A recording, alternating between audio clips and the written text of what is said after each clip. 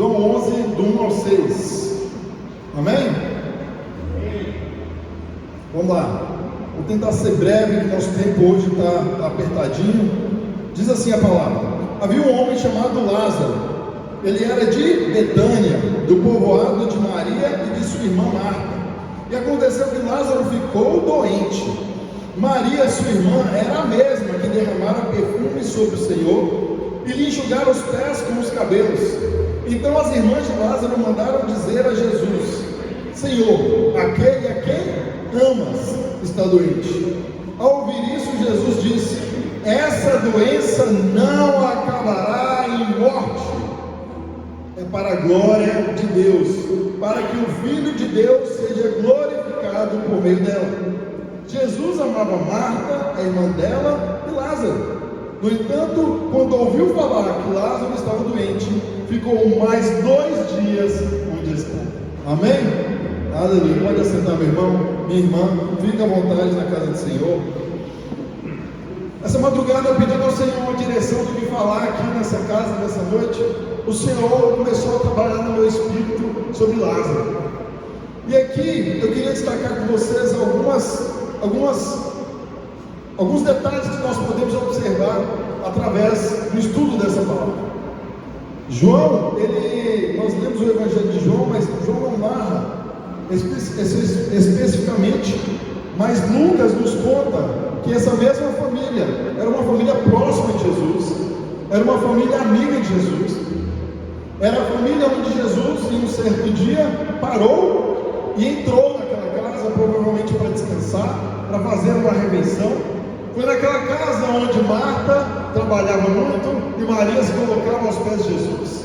Essa família é a mesma em que uma das integrantes também se derramava na presença de Jesus, ungiu os pés dele com um perfume raro, enxugou com os cabelos.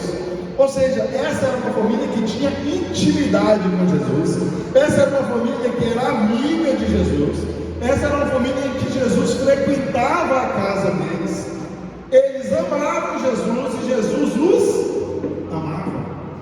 Quando Lázaro fica doente, o recado, a mensagem que eles mandam para Jesus é: olha, não é qualquer um que está doente não, Jesus, é aquele a quem tu amas. Você me ajuda a pregar hoje? Me ajuda? É aquele a quem tu amas. Não era qualquer pessoa, era alguém que tinha intimidade com Jesus, era alguém que andava com Jesus. E veja só, tamanha era a relação deles, tamanha era a amizade, a intimidade deles, que naquela época, meus irmãos, não tinha localização em tempo real, né? Eu vou mandar minha localização em tempo real, então você vai saber onde eu estou. Não tinha GPS, não tinha WhatsApp, não tinha Instagram, não tinha telefone. Então como que eles sabiam exatamente onde Jesus estaria naquele dia, naquela hora, para ter a condição de enviar um recado para Jesus? Sabe por quê? Porque eles tinham relacionamento com Jesus, eles tinham intimidade com Jesus. E aqui eu começo a pregar nessa noite, amém? A primeira coisa que eu quero te dizer nessa noite é que aqueles que têm relacionamento com Jesus sabem onde procurar. Aqueles que têm intimidade com Jesus sabem onde vão encontrá-lo. Eles tinham um relacionamento com Jesus. Por isso, apesar de não ter ferramentas de GPS, eles sabiam onde podiam encontrar Jesus, eles sabiam que podiam acessar Jesus, podiam falar com Jesus, podiam enviar uma mensagem para Jesus. Então, nós aprendemos com Marta e Maria. Elas nos ensinam que elas procuravam Jesus. Elas procuravam Jesus para servi-lo através dos seus atos de serviço. Elas procuravam Jesus para adorá-la como Maria adorou em mais de uma ocasião. Mas a segunda coisa que eu queria te dizer nessa noite é que quem busca a Deus nos tempos bons, quem é capaz de adorar a Deus, quem é capaz de buscar a bonança, a alegria nos tempos de prosperidade, também tem liberdade para buscá-lo nos momentos de aflição. Aquele que tem intimidade para buscar nos momentos de alegria, também tem liberdade para buscar nos momentos de aflição. Aquela nova família, como eu disse, que se relacionava com Jesus, mas naquele momento da história, eles estavam passando por uma aflição. O irmão delas estava doente, provavelmente uma doença muito séria, uma doença muito grave, que os faz procurar Jesus buscando cura. Então deixa eu te falar uma coisa, meu irmão, minha irmã. Tem gente por aí que só sabe buscar a Deus quando tudo do natural já se esgotou. Tem gente que só consegue procurar Jesus quando já lançou mão de todos os recursos que este mundo, que esse século, os recursos naturais podem oferecer. Sabe? É tipo aquela mulher do fluxo de sangue. A Bíblia nos conta que aquela mulher tinha uma enfermidade durante 12 anos. E ela gastou tudo que ela tinha com médicos, com medicamentos, com tratamentos, e nada a curou. A Bíblia conta que ela passou 12 anos sangrando sem parar. Essa mulher era discriminada, essa mulher era marginalizada, essa mulher com certeza tinha dificuldade para ter um relacionamento conjugal. Essa mulher enfrentou as piores discriminações que a sociedade poderia lhe impor. Ela tinha uma doença que deixava ela com certeza fraca, anêmica, sem sangue. Ela tinha com certeza uma anemia, muito provavelmente, e ela gastou o quê? Todos os seus recursos em busca de tratamentos naturais. Mas teve um certo dia que ela buscou o sobrenatural, e nesse dia ela encontrou algo sobrenatural, e ao tocar a água das mãos de Jesus, ela foi curada. Mas nós não precisamos ser igual aquela mulher que apenas buscou Jesus quando não tinha mais recursos naturais. Nessa noite eu vim aqui te dizer que quem busca a Deus, quem busca Jesus e tem uma vida de intimidade, de relacionamento, sabe que quando enfrentar a dificuldade, também tem um Deus que vai nos ouvir. Aleluia. Então, presta atenção, meu irmão. Adore a Deus quando estiver tudo bem, mas saiba que Ele também é seu socorro nos momentos de tribulação. Pare de buscar caminhos e atalhos alternativos, quando Jesus já disse: eu sou o caminho, a verdade e a vida. Pare de procurar atalhos, pare de querer dar jeitinhos, pare de querer tentar encurtar o caminho. Você já sabe o caminho, mas insiste em buscar alternativas antes de acessar o único que é capaz de mudar, resolver e transformar qualquer situação na sua vida. Então, meu irmão, muitas vezes nós agimos, sabe como? Você está doente, eu vou então tomar um remédio. Se meu filho dá uma febre alta, eu vou correndo para a urgência. A primeira coisa que eu faço, eu vou correndo para a urgência, eu vou correndo para a emergência, eu vou correndo para o hospital. Eu estou com muitas dívidas, já vou procurar o primeiro agiota que eu conheço para resolver minhas finanças. Eu estou desempregado, então eu estou topando qualquer emprego, ainda que o lugar que eu trabalhar fira os meus princípios cristãos. Eu estou vivendo um momento de muita desilusão, eu estou vivendo um momento de muita depressão, então eu vou aceitar ouvir qualquer coach do Instagram, eu vou até acreditar no horóscopo, o que o horóscopo diz sobre mim. Eu vou aceitar ter conselhos de quem nunca construiu nada, de quem nunca teve uma vida plantada junto aos pés do Senhor. Deixa eu te falar, eu não vim aqui nessa noite para te dizer que você não precisa ou não pode lançar mão daquilo que Deus deu inteligência, capacidade ao homem para estabelecer nessa terra. Eu não vim aqui para te dizer que você não pode lançar mão da inteligência humana, porque foi Deus que criou o homem, e tudo que o homem tem de bom, todo dom perfeito provém de Deus. Então, se existe medicina, eu vou usar. Se existe remédio, eu vou usar. Se existe pessoas com capacidade para me aconselhar, eu vou tomar conselhos. Mas o que eu quero dizer, meus irmãos, o que eu vou declarar aqui sobre a sua vida no dia de hoje, é que Deus é Pai. Deus não é um parente distante que te procura só de vez em quando. Deus é Pai com B maiúsculo. E Ele quer cuidar de você. Ele sabe de cada uma das suas dificuldades. E tudo que Ele está mandando te dizer nessa noite é: entrega o teu caminho ao Senhor, confia nele e o mais Ele fará. Para de querer buscar coisas naturais quando já lhe foi garantido um acesso sobrenatural. Todas as coisas que estão na terra se sujeitam à autoridade de Deus. Você pode usar os recursos naturais, mas Mas antes de dar um remédio, ore. Antes de ir para o hospital, busque a Deus. Antes de procurar a porta de emprego, peça a direção do Espírito Santo. Você tem liberdade, você tem acesso. Aleluia. Versículo 5 diz que Jesus amava Marta, a irmã dela, e Lázaro. No entanto, quando ouviu falar que Lázaro estava doente, ele ficou mais 2 dias onde estava. Não é curioso isso aqui? Jesus amava a família. Jesus, olha, aquele que tu ama está doente. Beleza, daqui 2 dias eu saio daqui. Daqui 2 dias eu vou lá, viu? Espera aí um pouquinho. Marta, espera um pouco. Maria, espera um pouquinho. Versículo 17 desse mesmo capítulo nos diz que Jesus chegou lá, já havia 4 dias que Lázaro tinha sido o quê? Sepultado. Jesus estava a 3 quilômetros de distância, Jesus estava em Jerusalém e eles estavam em Betânia. Provavelmente Jesus se locomoveu a pé, porque ele gastou 2 dias para chegar. Provavelmente no mínimo 2 dias ele gastou, porque ele falou que ia esperar 2 dias. Chegou com 4 dias de sepultado, ele gastou mais 2 dias no trajeto, muito provavelmente. Então, meu irmão, sabe o que eu quero te dizer nessa noite? Eu vim aqui para te dizer nessa noite que tem gente achando que pelo fato de buscar Deus pode determinar o tempo de Deus agir na sua vida.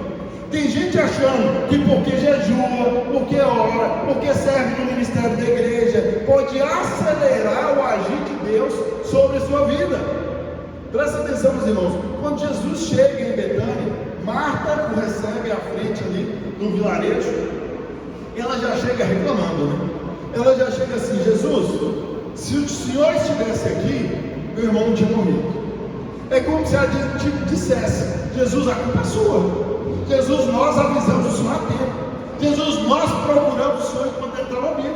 Jesus, o Senhor que não quis vir. Nós temos nossa parte. A culpa dele ter morrido, Jesus, foi sua. E muitos de nós estamos achando que Jesus está se atrasando em resolver nossos problemas.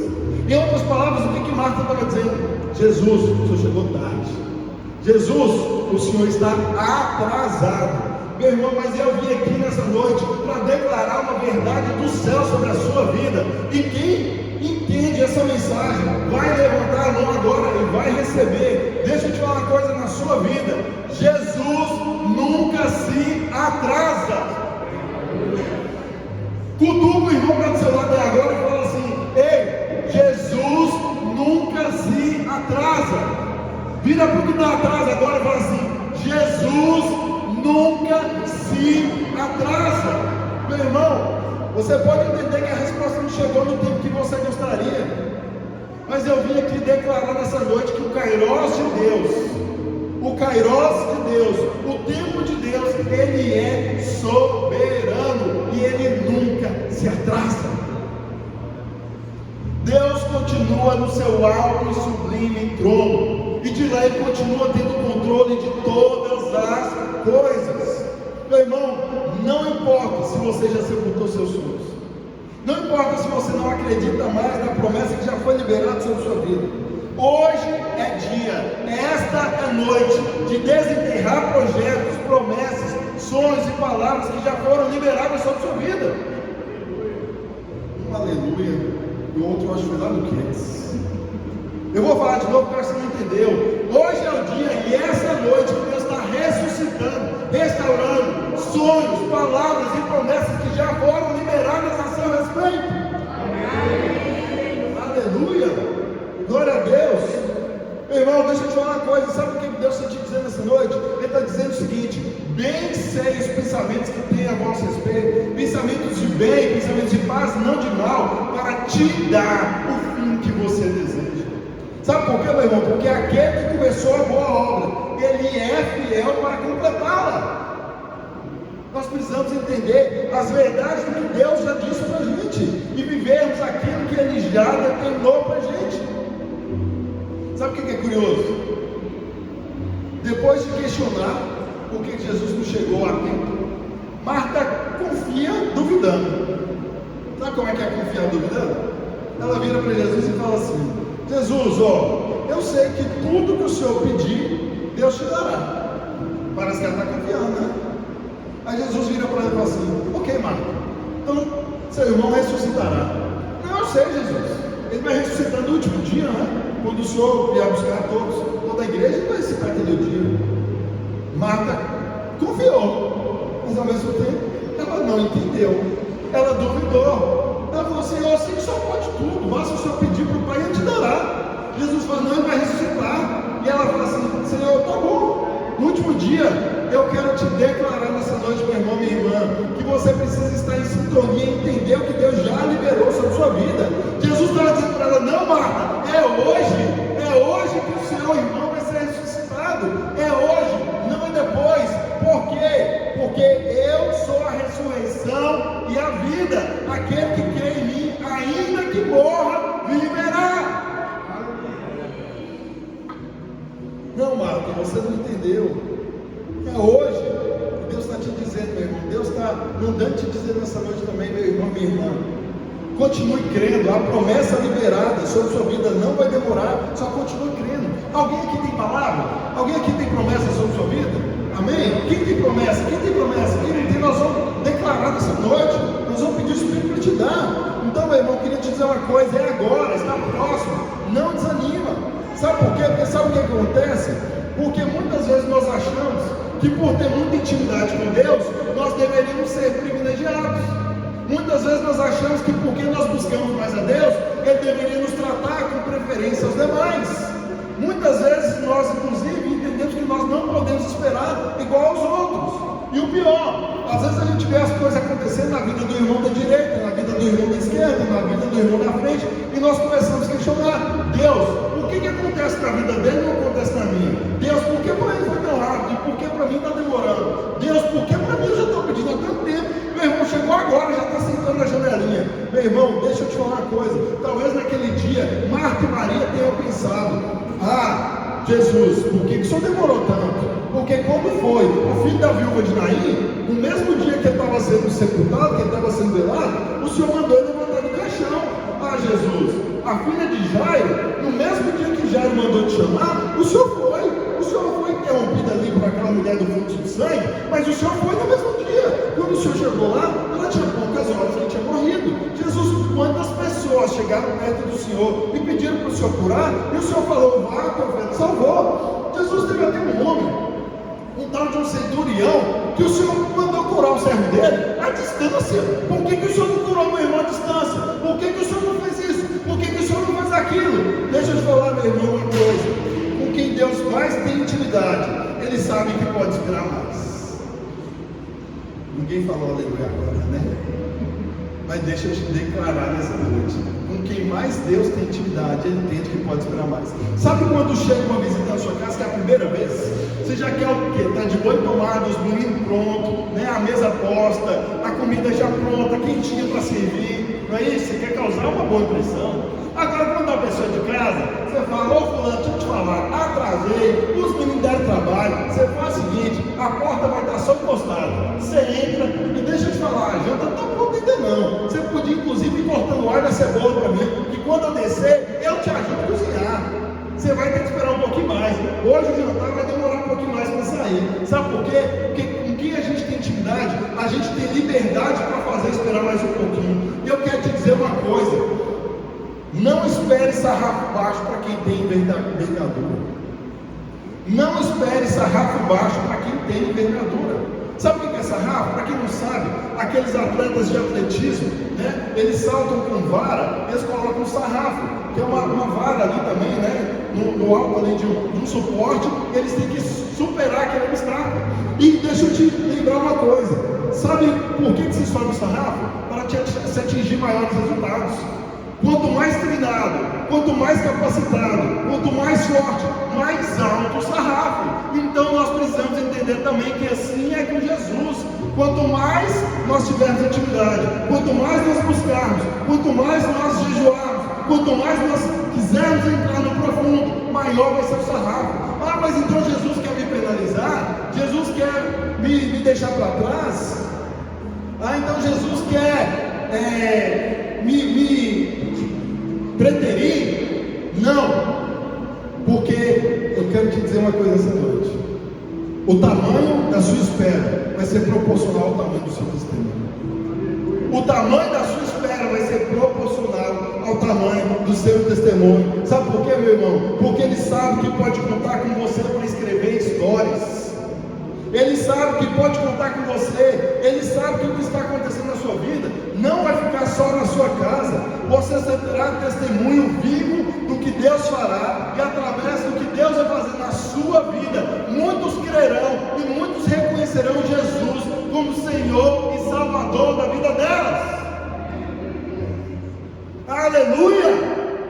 Versículo 37 diz o seguinte, já estamos avançando para o fim, que quando Jesus chega, alguns deles disseram: ele não abre olhos de cego, ele não poderia ter impedido que esse homem morresse?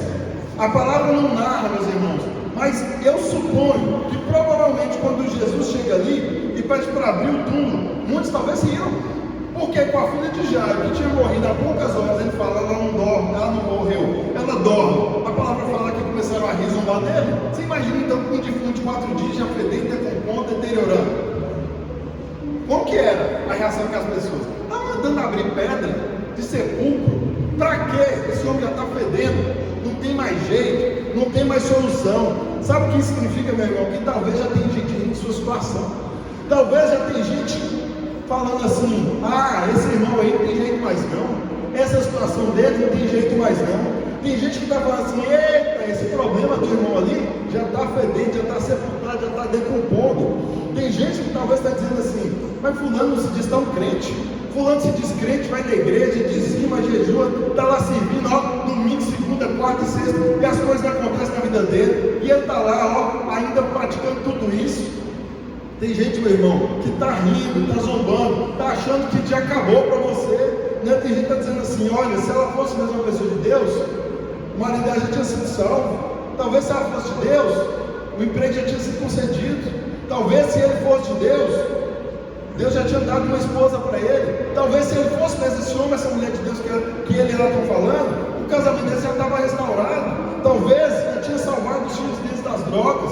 Talvez já tinha trazido salvação para a casa dele. Talvez já tinha curado essa doença que está aí te atormentando. Deixa eu te falar uma coisa, meu irmão, eu volto a te lembrar nessa noite, porque é para isso ficar gravado no seu coração: Jesus nunca se atrasa. E se Ele liberou uma palavra sobre a sua vida, não desanima, Ele vai cumprir. Ele vai cumprir. No versículo 4, Jesus já tinha dito: essa doença não acabará em morte. Sabe o que acontece, meus irmãos? Marta e Maria já tinham mandado uma mensagem. Eu suponho que eles mandaram um mensageiro. O mensageiro voltou com a resposta: ei, fica tranquilo aí, essa doença não vai acabar em morte. Marta e Maria tinham uma palavra, Marta e Maria tinham uma promessa, mas no momento da dor, elas se esqueceram da promessa. Mas sabe o que aconteceu, meus irmãos?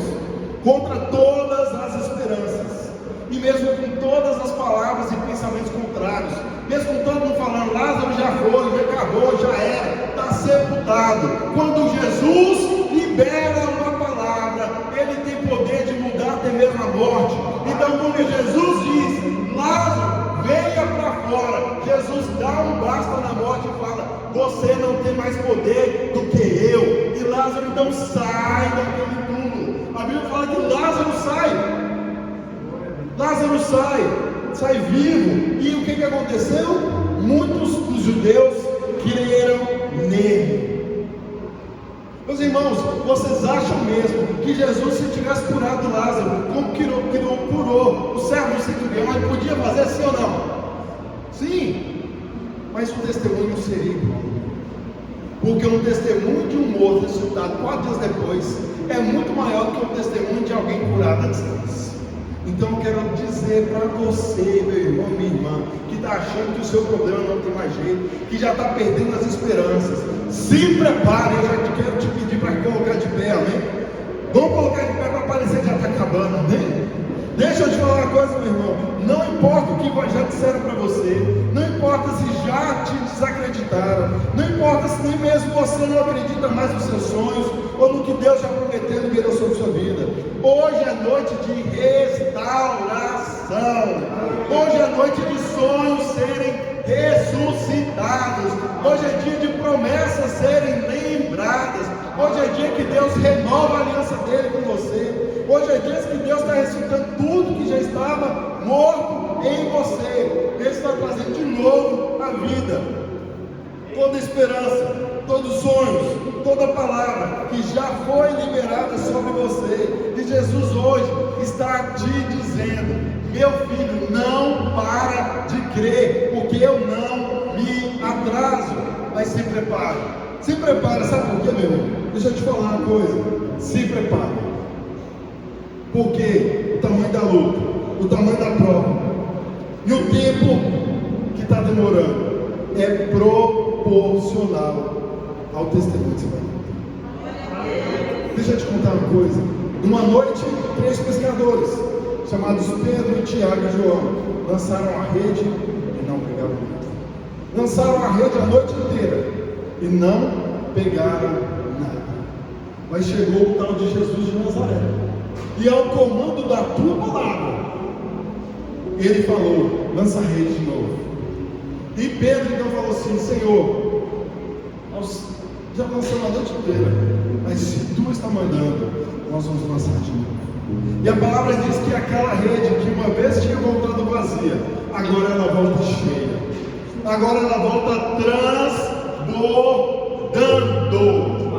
Sabe por quê, meu irmão? Porque quando Deus faz, Ele faz com medida recalcada, sacudida e transbordante. Porque quando Deus te abençoa, Ele não te abençoa só para você não. Ele quer transbordar em todo mundo ao seu redor. Porque a palavra diz que aqueles homens não deram conta de pegar todo aquele peixe. Eles precisaram de ajuda. Então, meu irmão, se prepara, porque Jesus nunca se atrasa. Aquilo que Ele já te prometeu, Ele vai liberar. Se é uma cura, você vai ser curado. Se é uma restauração das suas finanças, vai chegar a provisão. Se é um filho que está nas drogas, Deus vai curar ele. Se é alguém que não quer mais estar na presença do Senhor, se é o seu filho que não quer mais estar na presença do Senhor, Deus vai te trazer ele para perto mais rápido que você pensa. Se é o seu casamento, Deus está liberando agora uma restauração. Está sendo rasgado nesse momento com o recado de divórcio, porque Jesus nunca se atrasa. E Ele está pronto, meu irmão, minha irmã, para transbordar a sua vida. Ele só está te pedindo: não para de acreditar não para de confiar não, porque a bênção está chegando. Levanta suas mãos, recebe sua bênção, louve o Senhor, adora o Senhor agora com essa